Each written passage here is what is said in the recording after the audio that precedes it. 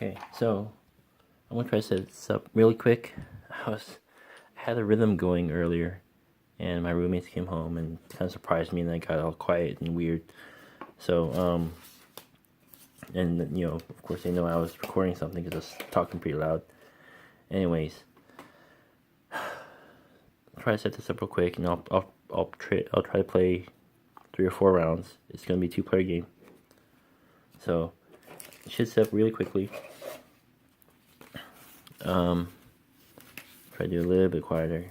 They're probably gonna come out and use the toilet and stuff, but I'll try to push on even with interruption. So, got my player mat, and you might want to play with a tablecloth or a play mat, because laying these cards down and tucking them under each other, it's actually kind of hard on a really hard and smooth surface. And I don't want the cards damaged. They're not sleeved, which makes me a little nervous, but they're not really gonna be handled too much. And I'm actually doing a riffle shuffle on these cards. But before I do that, I'm going to show you guys the anatomy of the cards and what can be found on them. So we're going to be filling up the player mat, the common board, basically. 2 columns for 2 people, 3 columns for 3 people, and all 4 columns for 4 people. So I'm going to be setting up for a 2-player game, so I will only be using this side of the player mat. We have here the master or the active player pawn, and then the assistant one will determine who will get the master or who will be the active player, starting player, player 1, whatever you want to call it, in the next round. In a multiplayer game, turns start with the master player and then go clockwise from there. In a 2-player game, I mean, whoever has this, they'll either bounce back and forth, or one player will remain the master player. So we just set those aside until play starts. For the main playmat, we're gonna have the cards set up on one side. I'll probably set them over here so people can see. We have the diplomas, which are the victory points, and there are 19 altogether. I think 7 categories.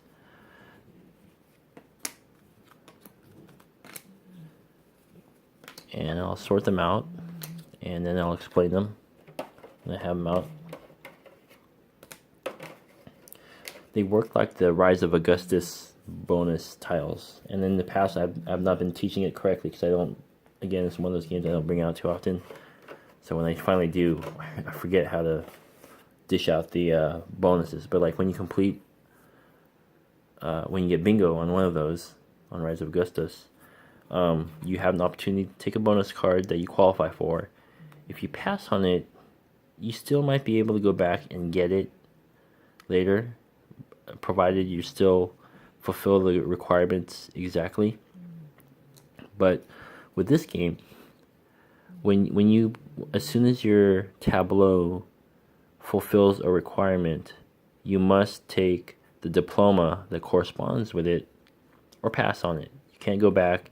Even if your tableau still meets the requirements, you can't go back and get the lower or the lowest possible diploma. I mean, once you pass on it, that's it. You can't go backwards and get it. So there's 3 of each color. This one is 3 points for 2 different buildings on your tableau.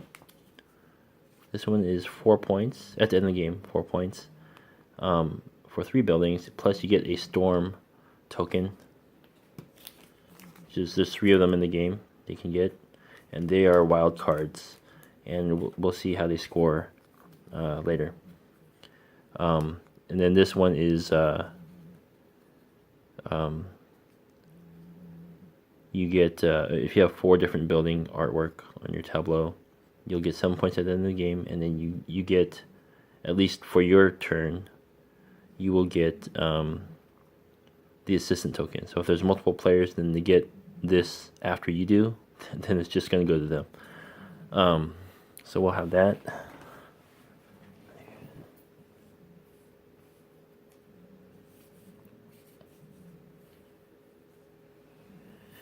Okay.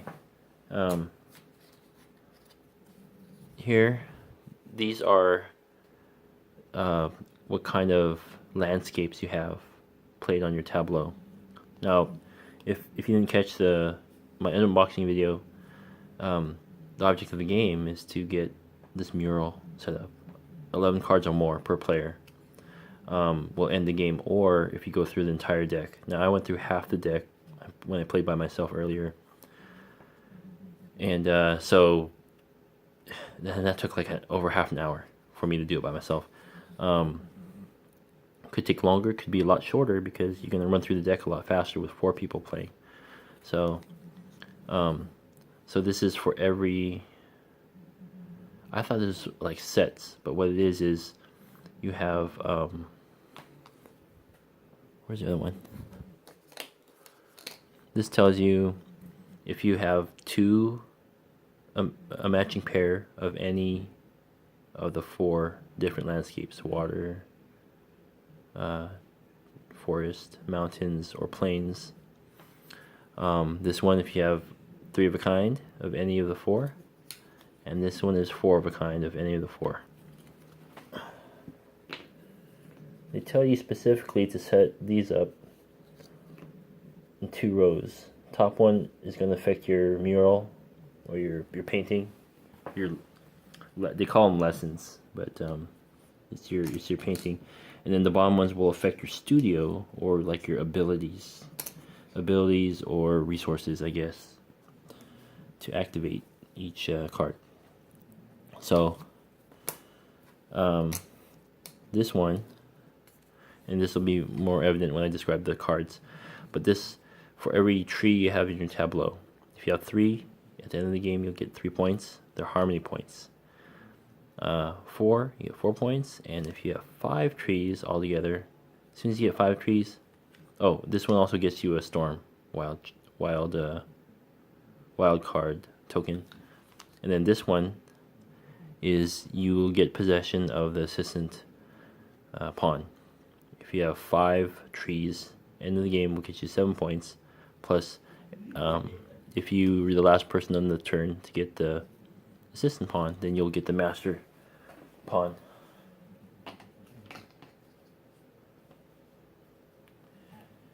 Okay, and then this one is, there's people artwork. So if you have 2 different people, 3 different people, or 3 of the same people, so you could get 3 or 4 for having different kinds of people plus a storm token, or 9 points. And this is the way you get, you get other victory points other ways, but this is kind of like the primary way you're going to get points. Everything else is just an end game condition. Well, I guess it just depends on your strategy, but the bulk of your points are actually going to come from here in one lot. So yeah, you'll get 9 if you have 3 of the same kind of person artwork.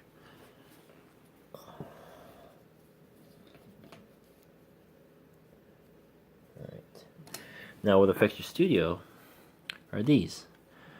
And there's different artwork too. That's what they pertain. So if you have an elk and a bison, you will get a brush to use.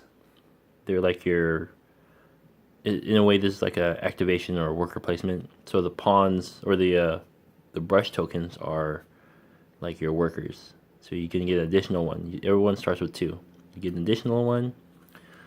And 3 points at the end of the game. If you have the crane and a butterfly, you will also get a brush here.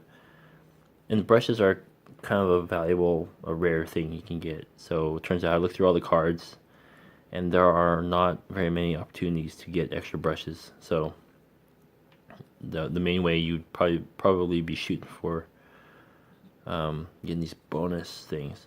And then over here also will get you the assistant token if you have 1 of each kind of animal. Actually, that's not 1 of each, because there's a crane, isn't there? If you have a bison, a butterfly, and an elk, will score you this one. And then you have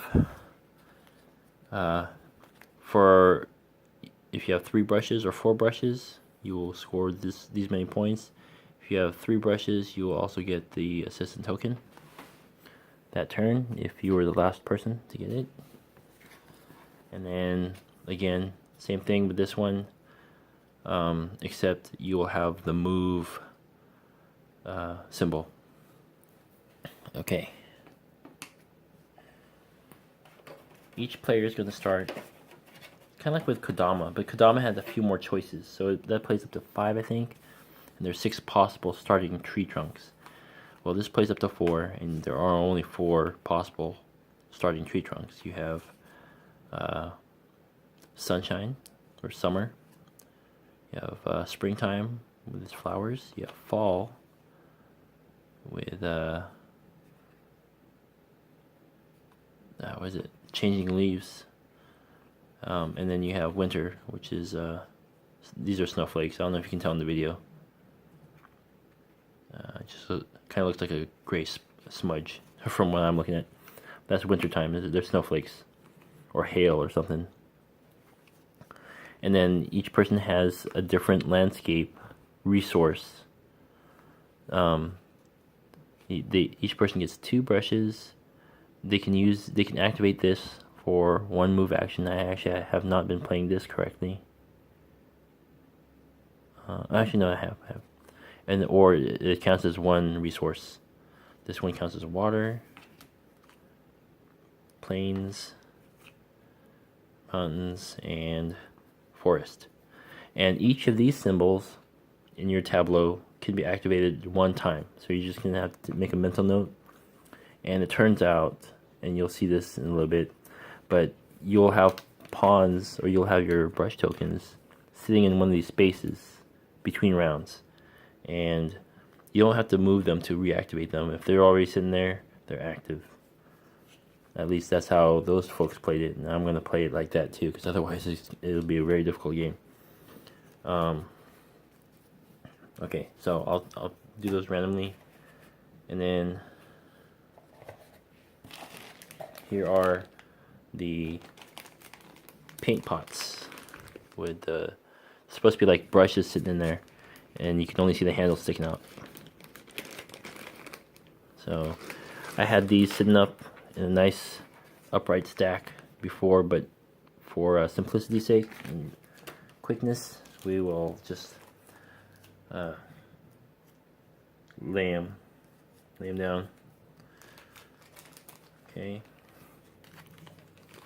Then these are the tokens, the wild cards. These are wild cards at the end of the game.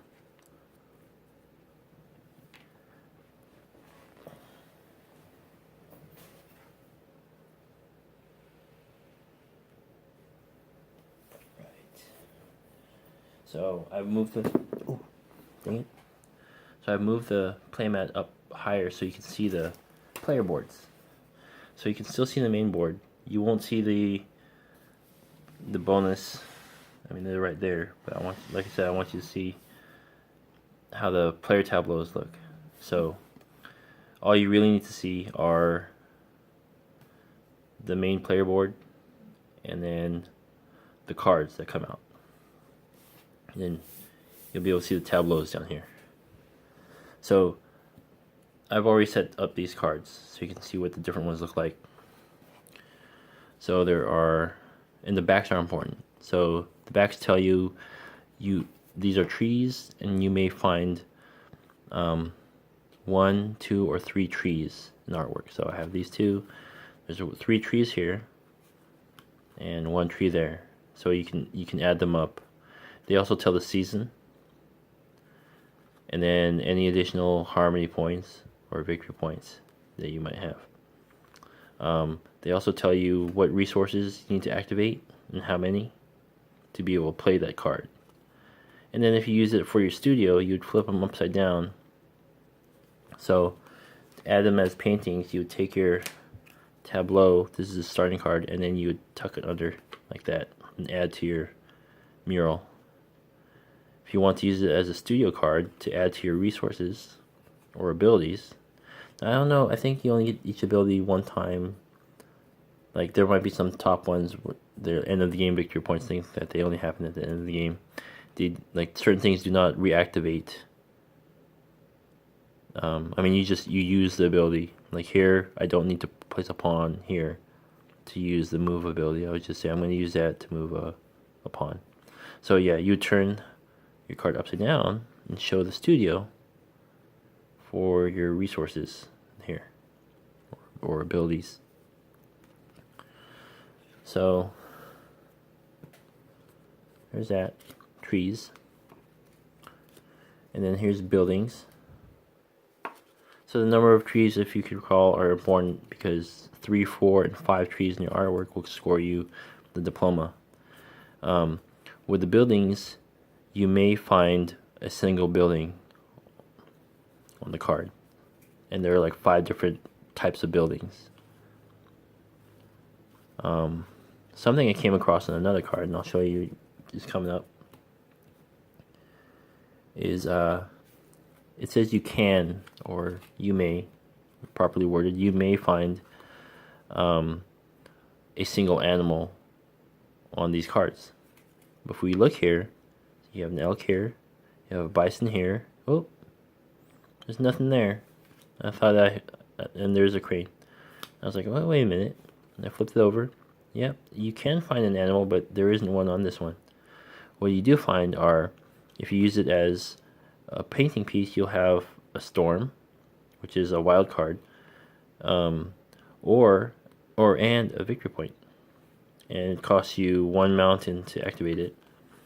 On this side, if you use it to expand your studio, this allows you to hang on to a card, so basically you'll draft a certain amount of cards off of the main board, and you have to use them all, either in your studio or painting them.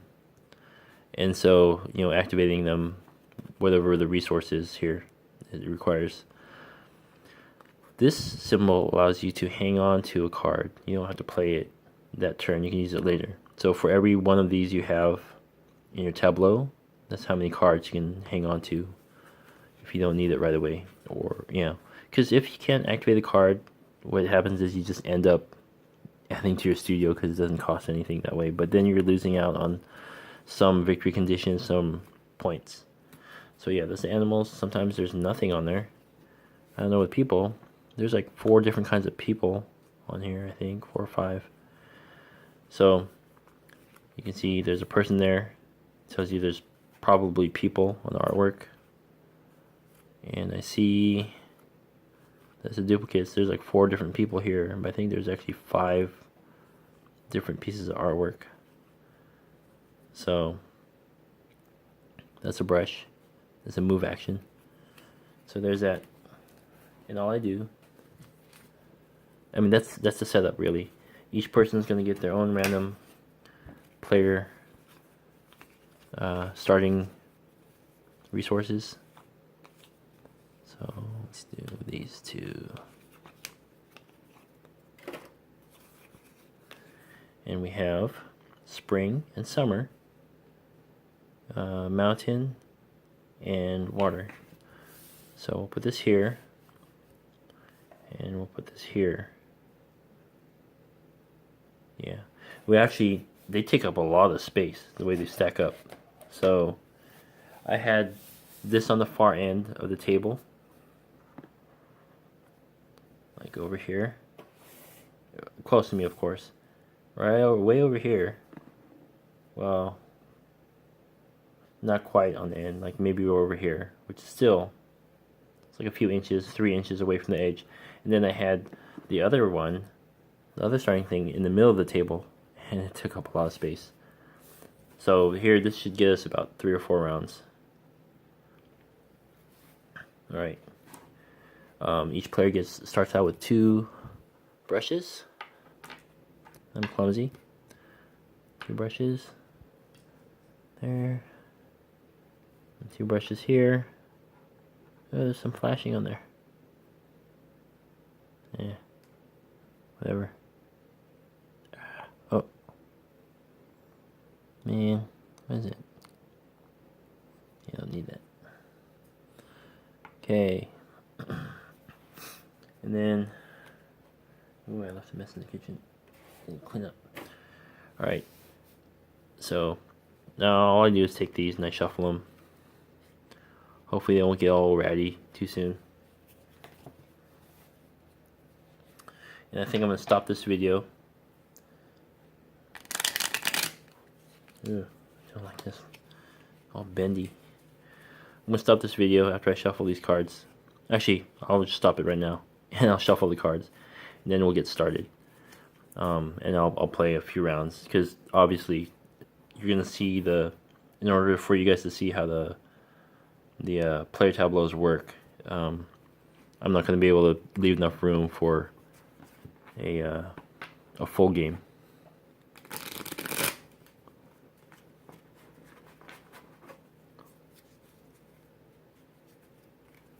Let me just cut that. Yeah. And you're allowed to look at all the cards, it says in the book, as long as you're just looking at the back. You cannot look at the front. That's cheating. So there's that. I'll stop this video and then I'll continue with some gameplay. See you in a moment.